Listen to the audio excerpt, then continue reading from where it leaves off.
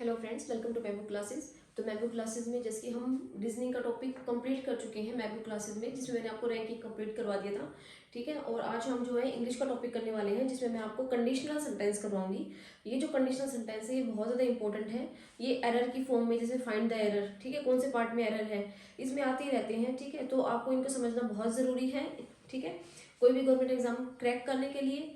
और अब बात करते हैं हम कंडीशनल सेंटेंस की। ठीक है, जिसके आप टॉपिक ऊपर देख सकते हो कि आज हम कंडीशनल सेंटेंस करेंगे। कंडीशनल सेंटेंस होते क्या हैं, हम अपने टॉपिक पे आते हैं। तो कंडीशन की कोई कंडीशन होगी, ठीक है।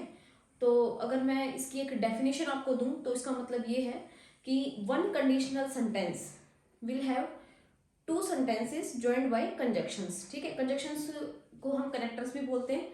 ठीक है, जो एक कंडीशनल सेंटेंस जो दो सेंटेंसेस से मिलके बना होता है। ठीक है, और वे दो सेंटेंस किससे जुड़े होते हैं, कंजक्शन से, ठीक, कनेक्टर्स से। जैसे अगर मैं आपको एग्जांपल दूं तो हम बोल सकते हैं कि if he comes here then you can meet him. ठीक है, देन तो नहीं आएगा, कोमा आ जाता है। ठीक है, तो हम ब्रेक कर लेते हैं थोड़ा।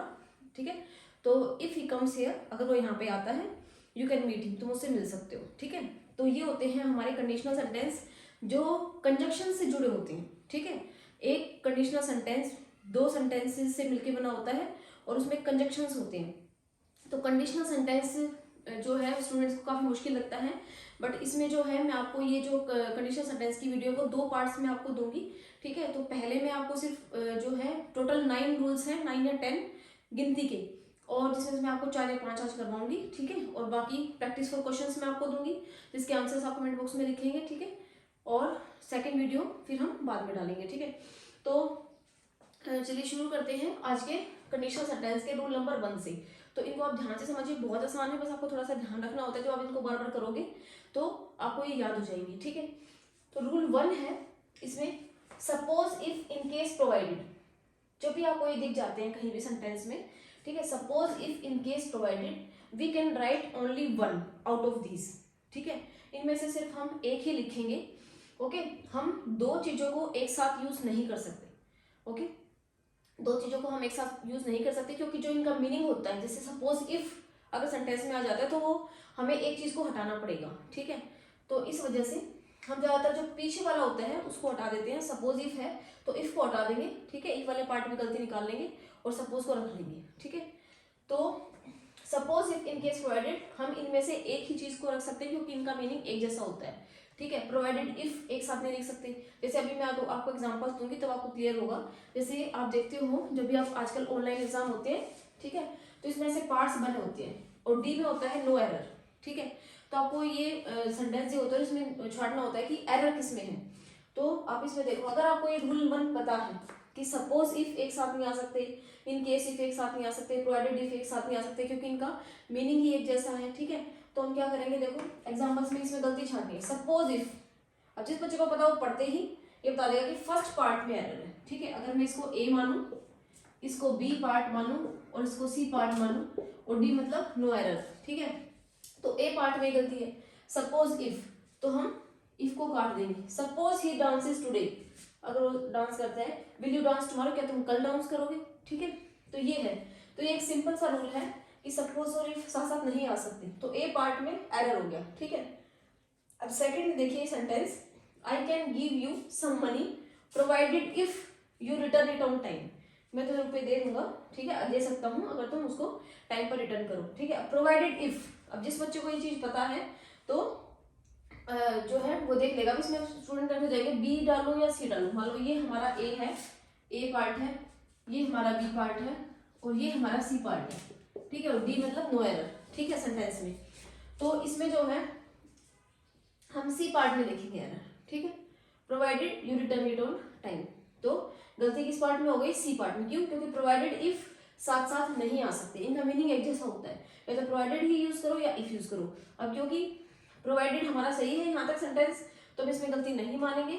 इससे आगे जो सेंटेंस है इसको हम रॉन्ग ट्रीट करेंगे। ठीक है, ये हमारा कट जाएगा, तो सी पार्ट में हमारा एरर आ जाएगा। ठीक है, इसमें हमारा ए पार्ट में एरर था। अब ये थर्ड देखिए, in case if the principal calls me. ठीक है, अगर प्रिंसिपल मुझे कॉल करता है, प्लीज इन्फॉर्म मी, मुझे इन्फॉर्म कर देना। ठीक है, तो ये सेंटेंस है। तो इसमें अगर आपको गलती छाटने को दी जाए, ए पार्ट, बी पार्ट और सी पार्ट, ठीक है, और डी मतलब नो एरर, ठीक है। तो इसमें जैसे कि जब जिन बच्चों को पता है कि इनके सिर्फ कमी नहीं एक जैसा होता है, हम उनको एक बार यूज करते हैं सेंटेंस में, तो वो देख सकते हैं कि हाँ पहले ही केस में गलती है, तो इसको हम हटा देंगे in case the principal calls me, ठीक है। तो ए पार्ट में हमारा एरर हो जाएगा, ओके।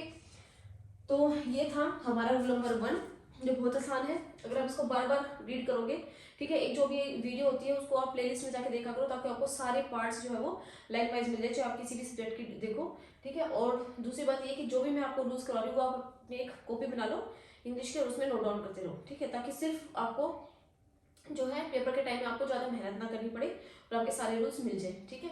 तो रूल नंबर 1 ये बहुत आसान था। Suppose if in case provided we can write only 1 out of this, ठीक है, एक बार ही लिख सकते हैं हम इनको क्योंकि इनका मीनिंग सेम होता है। तो चलिए अब हम अपना रूल नंबर 2 करते हैं, ओके। तो गाइज ये है आज का रूल नंबर 2, ठीक है। रूल नंबर 2 में क्या है, अनटिल, अनलेस और लेस्ट, ठीक है, दीज आर नेगेटिव कंजक्शंस, ये नेगेटिव कंजक्शंस हैं, ठीक है। इनके बाद हम नेगेटिव सेंटेंसेस को यूज नहीं कर सकते, इनके पहले कर सकते हैं बट इनके बाद नहीं कर सकते, ठीक है। तो अंटिल का मतलब होता है जब तक कि नहीं, अनलेस का मतलब भी होता है जब तक कि नहीं, और लेस का मतलब होता है कहीं ऐसा ना हो कि, ठीक है। तो ये जो है मैंने बता दिया, इनके आप जो है कॉपी पे नोट कर सकते हो, अपनी एक कॉपी बना लो जिसमें आप ये रूल्स जो भी मैं आपको बता रही हूँ ये आप नोट डाउन करो, ठीक है। तो अंटिल का मतलब होता है जब तक कि नहीं, अनलेस का मतलब होता है जब तक कि नहीं, लेस का मतलब होता है कहीं ऐसा ना हो कि, ठीक है। तो इनके बाद जो है आप नेगेटिव सेंटेंसेस को यूज नहीं कर सकते। अगर इनके बाद नेगेटिव सेंटेंस है तो आप उनको रिमूव करोगे, इनसे पहले कर सकते हैं, ठीक है, क्योंकि ये ऑलरेडी नेगेटिव है और आप दोबारा से नेगेटिव चीजों को लेके आओगे तो सेंटेंस पॉजिटिव हो जाएगा, उसकी सेंस ही बदल जाएगी, ठीक है। तो चलिए, अब कुछ बच्चे जो है वो अनटिल और अनलेस में कंफ्यूज जाते हैं, ठीक है। तो मैंने डिफरेंस को लिख दिया है। Unless is use for condition, unless condition के लिए यूज होता है, और until is use for time, और अनटिल जो होता है वो टाइम के लिए यूज होता है, ठीक है। दोनों का मतलब है जब तक कि नहीं, ठीक है। अब एग्जांपल्स मैं आपको देती हूँ ताकि आपको और क्लियर हो जाए। कंडीशन सेंटेंसेस में हम जो है वो कंडीशन की बात करते हैं, अगर ये काम होगा तो ये वाला काम होगा, ठीक है, कंडीशन रख देते हैं। जैसे मैंने एग्जांपल भी दिया आपको रूल नंबर 1 में कि इफ ही कम्स हियर, अगर वो आता है यू कैन मीट हिम, तब आप उससे मिल सकते हो, ठीक है। अगर वो आएगा नहीं तो कैसे मिलोगे, तो इफ वाली बात हो जाती है, कंडीशन वाली बात हो जाती है, ठीक है। तो चलिए इस एग्जांपल्स में आपको एक्सप्लेन कर देती हूँ। Unless you don't show your tickets you can not go inside, ठीक है। अब एरर में आ गया सेंटेंस की, सेंटेंस के कौन से पार्ट में एरर है वो छाटो। अब मान लो इसको मैं ए मानती हूँ, इसको बी और इसको सी, और डी में नो एरर। तो आप इस रूल को देखकर अंदाजा लगा सकते हो कि हमारे सेंटेंस के फर्स्ट पार्ट में ही एरर है, ठीक है। ए पार्ट हमारा रोंग है क्योंकि अनलेस अगर हमने लगा दिया तो हम नेगेटिव जो है चीजें यूज नहीं कर सकते उसके बाद, ठीक है। तो इसको हमने रिमूव करना पड़ेगा। तो डोंट हमारा गलत है, ठीक है। तो इसमें देखो कंडीशन दी हुई है, unless is use for condition, unless you show your tickets, जब तक कि तुम अपनी टिकट्स नहीं दिखाते हो you can not go inside, तुम अंदर नहीं जा सकते, ठीक है। अब सेकंड देखो, let him sleep lest he should not slap you, कि अब इसमें देखो अगर मैं इसको सेंटेंस का ए पार्ट मानूं, इसको बी और इसको सी और डी में नो एरर, तो आप खुद ही ऊपर रूल नंबर 2 से देखकर अंदाजा लगा सकते हो कि लेस्ट हमारा नेगेटिव कंजक्शन है और उसके बाद हम नेगेटिव चीजों को यूज नहीं कर सकते, तो इसलिए आपको इसमें बी को नोट को हटाना पड़ेगा, ठीक है। तो हमारे सेंटेंस के बी पार्ट में एरर है, ठीक है। तो बी पार्ट हमारा रॉन्ग हो गया। और वैसे आपको पता है एक और रूल होता है इसमें कि लेस्ट के बाद शुड तो आता ही है, ठीक है। ये बात तो उसने सही अपना ली कि लेस्ट के बाद शुड आएगा, बट लेस्ट के बाद नोट नहीं आता क्योंकि लेस्ट इज ऑलरेडी नेगेटिव कंजक्शन, ठीक है। तो लेस्ट नेगेटिव कंजक्शन है, इसके बाद हम नोट वाली चीजों को यूज नहीं कर सकते, इनसे पहले कर सकते हैं, ठीक है। तो ये बात आप ध्यान रखो। तो ये था हमारा रूल नंबर 2 कि अनटिल अनलेस लेस्ट, इनके बाद हम नेगेटिव सेंटेंस को, नेगेटिव वर्ब्स को यूज नहीं कर सकते। अब चलिए बढ़ते हैं अपने रूल नंबर 3 पर, ओके। तो गाइस ये है आज का रूल नंबर 3, ठीक है। इसमें क्या है कि लेस्ट से पहले कुछ भी हो, एनीथिंग, ठीक है, लेस्ट से पहले कुछ भी हो, लेस्ट के बाद यहाँ पे 2 चीजें दी गई हैं। एक तो लेस्ट के बाद हमेशा हम जब मोडाल यूज करेंगे, जब मैं मोडाल आपको कराऊंगी तो आपको समझ में आएगा, ठीक है। मोडाल्स होता है शुड, ठीक है। तो जो भी मोडाल आएगा वो हमेशा शुड आएगा, जैसे वुड, कैन, मे, माइट, बहुत सारे मोडाल्स होते हैं, ठीक है। तो उसमें से हमेशा लेस्ट के बाद शुड मोडाल का ही यूज होता है, और मोडाल्स के बाद आपको पता है हमेशा वर्ब की फर्स्ट फॉर्म आती है, ठीक है, V1 आती है, ठीक है, और प्लस ऑब्जेक्ट, यानी कि फर्स्ट जो ये है इसमें मैंने आपको 2 रूल्स लिख दिए हैं लेस्ट से जो रिलेटेड है। लेस्ट के बाद हमेशा शुड मॉडल का यूज होता है और मॉडल के बाद हमेशा वर्ब की फर्स्ट फॉर्म आती है, ठीक है। और दूसरा क्या है कि लेस्ट के बाद सब्जेक्ट चाहे सिंगुलर हो या प्लूरल हो, जो हमारी वर्ब की फर्स्ट फॉर्म आएगी उसमें एस या ईएस नहीं आएगा, ठीक है। ये आप ध्यान रखो, अगर सेंटेंस में लेस्ट है तो चाहे अगर सब्जेक्ट सिंगुलर होता है, ठीक है, तो वर्ब में हम एस लगा देते हैं या ईएस लगा देते हैं, ठीक है। लेकिन इस केस में ऐसा नहीं होगा, अगर लेस्ट है सेंटेंस में, ठीक है, तो चाहे सब्जेक्ट कुछ भी हो, सिंगुलर हो प्लूरल हो, हमें कुछ सोचना ही नहीं है, हमेशा V1 लिखना है, उसके साथ एस या ईएस नहीं लगाना, ठीक है। तो ये जो रूल है ये आपको क्लियर होगा इस एग्जाम्पल से, ठीक है। इसमें आपको मान लो एरर छाटने हैं, तो आप ये देखिए first, walk fast लेस्ट you will miss the train. आपने देखा कि लेस्ट नेगेटिव कंजक्शन के बाद कोई नेगेटिव चीज यूज नहीं है, ठीक है। जिस बच्चे को ये वाला रूल पता है कि लेस्ट के बाद शुड मॉडल का यूज होता है, विल का नहीं होता, तो बी पार्ट में गलती हो जाएगी, ए पार्ट, बी पार्ट और सी पार्ट, और डी पार्ट मान लो नो एरर, तो हमारे सेंटेंस के बी पार्ट में गलती है, एरर है, ठीक है। तो यहाँ पे विल नहीं आएगा, इसी जगह क्या आएगा, शुड, ठीक है। तो लेस्ट you should miss the train, ठीक है, तो यहाँ पे शुड आएगा, और शुड के बाद उसने यूज कर रखा है V1, वर्ब की फर्स्ट फॉर्म है, ओके। और सेकंड देखो, तो यहाँ पे सेंटेंस के बी पार्ट में गलती है, लेस्ट के बाद हमेशा शुड मॉडल का यूज होता है और बाद में V1 आ रखी है, ठीक है। तो इसमें ये बात ध्यान रखनी थी कि शुड यूज होगा लेस्ट के बाद और वर्ब की फर्स्ट फॉर्म आएगी, मॉडल के बाद वैसे भी फर्स्ट फॉर्म आती है। और सेकंड में क्या है कि सब्जेक्ट अगर सिंगुलर हो या प्लूरल हो, ठीक है, वर्ब की फर्स्ट फॉर्म आएगी, उसके साथ ऐसे यस नहीं लगाना, ये आपको ध्यान रखना है। तो सेकंड है help him lest he fails this time too. अब इसे ये सेंटेंस है, अब इसको मैं ए मानूं, इसको बी, ठीक है, इसको सी, और डी में नो एरर, ओके। तो इसमें अगर आपको गलती छाटनी हो ए बी और सी पार्ट में, ठीक है, तो इसमें आप क्या करोगे, अब जिस बच्चे को पता है कि लेस्ट के बाद एस या यस नहीं आता, ठीक है, वर्ब की फर्स्ट फॉर्म के साथ एस या यस नहीं आता, ठीक है, तो इसमें देखो इसमें एस यूज किया हुआ है, तो सेंटेंस के बी पार्ट में गलती है, यहाँ पे फेल्स नहीं आएगा, यहाँ पे ओनली फेल आएगा, ठीक है। ऐसे ही इसको हम हटा देंगे, तो सेंटेंस का बी पार्ट वो हमारा रॉन्ग है, ओके। तो ये था, ये बहुत ज़्यादा इंपॉर्टेंट रूल है, कई बार सेंटेंस जो स्टूडेंट होते हैं वो इस रूल को नहीं जो है समझ पाते हैं। तो लेस्ट के बाद हमेशा शुड मॉडल का यूज होता है, ठीक है, ये हमें बचपन से ही बताया जाता है, ये बहुत आसान होता है, लेस्ट के बाद हमेशा शुड आएगा और मॉडल के साथ हमेशा वर्ब की फर्स्ट फॉर्म आती है। दूसरी बात क्या है कि सब्जेक्ट चाहे सिंगुलर हो या प्लूरल हो, हमारी वर्ब की फर्स्ट फॉर्म आएगी और उस वर्ब की फर्स्ट फॉर्म के साथ एस या यस नहीं आता, ओके। तो ये था हमारा रूल नंबर 3। तो चलिए बढ़ते हैं अपने रूल नंबर 4 पर। तो फ्रेंड्स ये है रूल नंबर 4, ठीक है। इसमें क्या है, if, as if, I wish, would, that, in case, as though, इसके साथ हम हमेशा वाज का यूज नहीं करेंगे, वर्ब का यूज करेंगे, ठीक है। और ये कब है, जब अनफुलफिल्ड कंडीशन हो, जैसे मान लो मैं राजा होता या मैं रानी होती, ठीक है, तो जो कंडीशन फुलफिल ही नहीं हो सकती, अनफुलफिल्ड कंडीशन, ठीक है, जब ऐसी चीजें होती है तो हम वाज का यूज नहीं करते, चाहे सब्जेक्ट बेशक से सिंगुलर हो, हम वर्ब का यूज करते हैं, ठीक है। I wish, I were a queen, ठीक है, मैं काश कि मैं एक रानी होती, ठीक है, तो आई के साथ जनरली वाज का यूज करते हैं क्योंकि सिंगुलर है, ठीक है। वैसे आई प्लूरल होता है, ओके, तो आई के साथ हम वर्ब का यूज करेंगे इसमें, ओके। तो एग्जाम्पल से इसमें जो है आपको क्लियर हो जाएगा, if, as if, I wish, जब ये वाली चीजें होती है, अनफुलफिल्ड कंडीशन होती है, ठीक है, तो हम किसका यूज करते हैं, वाज का यूज नहीं करते, वर्ब का यूज करते हैं अनफुलफिल्ड कंडीशन में, जो हमारी कभी पूरी नहीं हो सकती। जैसे हम वो ये बोलूँ कि मेरे पंख लग जाए, तो ऐसे हो नहीं सकता ना, तो उस केस में हम वर्ब का यूज करेंगे, ठीक है। जैसे एग्जाम्पल्स में आपको दे रही हूँ, फर्स्ट है if she was a bird she would fly, अगर वो पक्षी होती, ठीक है, तो वो उड़ जाती, तो ये जो है पक्षी हो नहीं सकती ना वो, तो इस वजह से ये क्या है, अनफुलफिल्ड कंडीशन है। तो आपको पता होना चाहिए कि जब अनफुलफिल्ड कंडीशन होती है तो हम इफ के साथ वर्ब का यूज करते हैं, ओके। तो अगर इसको मैं सेंटेंस का ए पार्ट मानूं, इसको बी और इसको सी और डी में नो एरर, तो हमारे सेंटेंस के फर्स्ट पार्ट में ही गलती है, ठीक है। यहाँ पे वाज नहीं आएगा, वर आएगा, if she were a bird, ठीक है, शी वुड फ्लाई, ओके। अब सेकेंड सेंटेंस में देखो, I wish I was your teacher in your childhood. अब विश, काश, ये मेरी इच्छा है ना, तो वो चीज हो नहीं सकती कि आई विश कि मैं जो है काश जो मैं तुम्हारी अध्यापिका होती तुम्हारे बचपन में, ठीक है। तो अब ये अनफुलफिल्ड कंडीशन है और इस रूल के अकॉर्डिंग आई विश के बाद जब अनफुलफिल्ड कंडीशन होती है तो हम क्या यूज करते हैं, वर्ब का यूज करते हैं, ठीक है, वाज का यूज नहीं करते, मैंने कट भी कर दिया है, ओके। तो सेकंड में अगर मैं इसको सेंटेंस का ए पार्ट मानूं, इसको बी और इसको सी और डी में नो एरर, तो जो सेंटेंस के इसमें सेकंड पार्ट में इसमें गड़बड़ है, आई के बाद आई विश आई वर आना चाहिए था इसमें, क्योंकि ये अनफुलफिल्ड कंडीशन है, वाज नहीं आएगा वर आएगा, ठीक है। तो ये चीजें आप ध्यान रखो।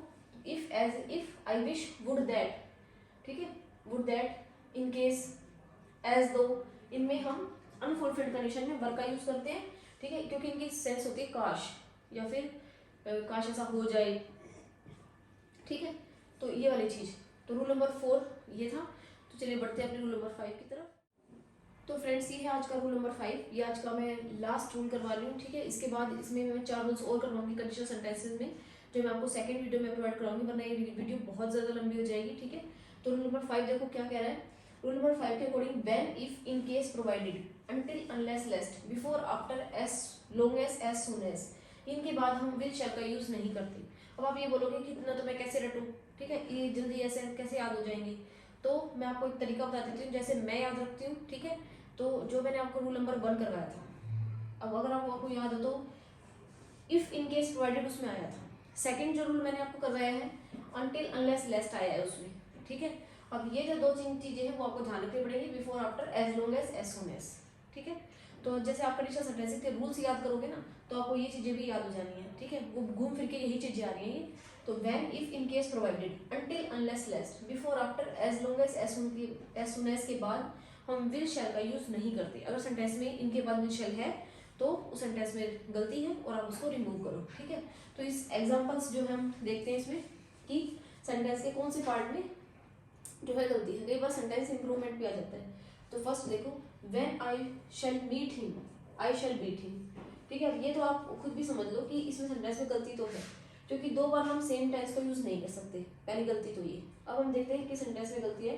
अब आपको पता है कि व्हेन के बाद, इस रूल के अकॉर्डिंग, व्हेन के बाद हम शैल और विल को यूज नहीं करते। तो सेंटेंस जो है यहाँ पे शैल नहीं आएगा, ए पार्ट, बी पार्ट और सी पार्ट, और डी में अगर नो एरर है, ठीक है, तो हमारा जो एरर वाला पार्ट है सेंटेंस का वो हमारा हो गया ए पार्ट, ठीक है। तो व्हेन आई मीट हिम, जब मैं उससे मिलूंगा, ठीक है, आई शैल बीट हिम, तो मैं उसको पीट दूंगा, ठीक है।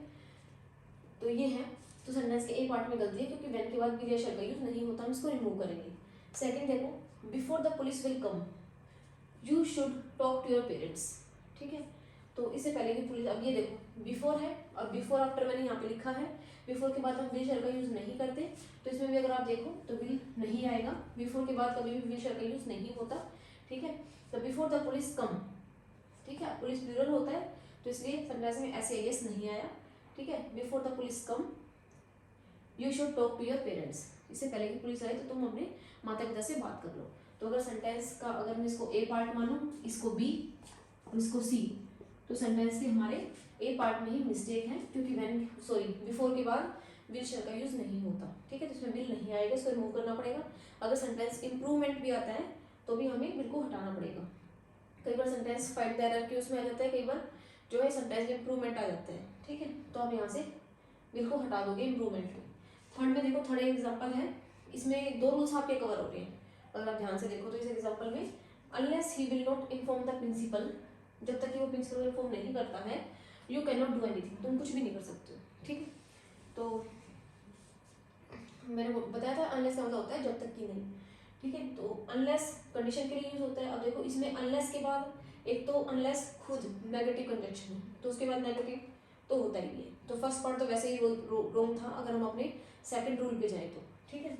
तो अगर मैं इसको सेंटेंस का ए पार्ट मानूं, इसको बी, इसको सी और डी में नो एरर, तो हमारे सेंटेंस के ए पार्ट में ही गलती है, ठीक है। इसमें नोट का यूज नहीं होगा, और एक और बात कि इसमें विल का यूज भी नहीं होगा। क्यों नहीं होगा? क्योंकि अनलेस के बाद हम विल शैल का यूज नहीं करते। तो दोनों रूल्स के हिसाब से, सेकंड रूल और फिफ्थ रूल के हिसाब से ये हमारा गलत है, ठीक है। अनलेस के बाद एक तो नेगेटिव कंजंक्शन है, उसके बाद नोट तो हम यूज कर ही नहीं सकते, ठीक है। और दूसरी बात, अनलेस के बाद विल या शैल का यूज भी नहीं होता। तो ये दोनों तरीके से हमारा सेंटेंस का ए पार्ट जो है वो रॉन्ग है, ठीक है। तो गाइस ये थे आज के रूल्स। इन रूल्स को आप जो है बार बार रिवाइज करो, साथ साथ करोगे तो आपका ज़्यादा बर्डन नहीं होगा। चलिए बढ़ते हैं अपने क्वेश्चंस फॉर प्रैक्टिस पर, जो मैंने 5 रूल्स आज करवाए हैं। इन्हीं के मैं आपके प्रैक्टिस फॉर क्वेश्चंस डाल रही हूँ, ठीक है। क्वेश्चंस फॉर प्रैक्टिस डाल रही हूँ, तो उनके जो आंसर्स हैं वो आप कमेंट बॉक्स में ज़रूर लिखें, ठीक है। तो फ्रेंड्स ये है आज के क्वेश्चंस फॉर प्रैक्टिस, ठीक है। आप जो है ये सेंटेंस को प्रैक्टिस करें और इनमें जो भी एरर है सेंटेंस के ए पार्ट में, बी पार्ट में, सी पार्ट में, ठीक है, यहाँ पे सी आएगा, तो वो जो है आप जो है कमेंट सेक्शन में आंसर्स लिख सकते हैं। जो उनके करेक्ट आंसर्स होंगे सेंटेंस के जिस भी पार्ट में एरर होगा वो मैं जो मेरी जो नेक्स्ट वीडियो आएगी इसी की कंडीशनल सेंटेंसेस की पार्ट 2 उसमें मैं आपको प्रोवाइड करवाऊंगी, ठीक है। So thank you so much for watching our video. मिलते हैं आपसे अपनी नेक्स्ट वीडियो में कंडीशनल सेंटेंसेस के पार्ट 2 में।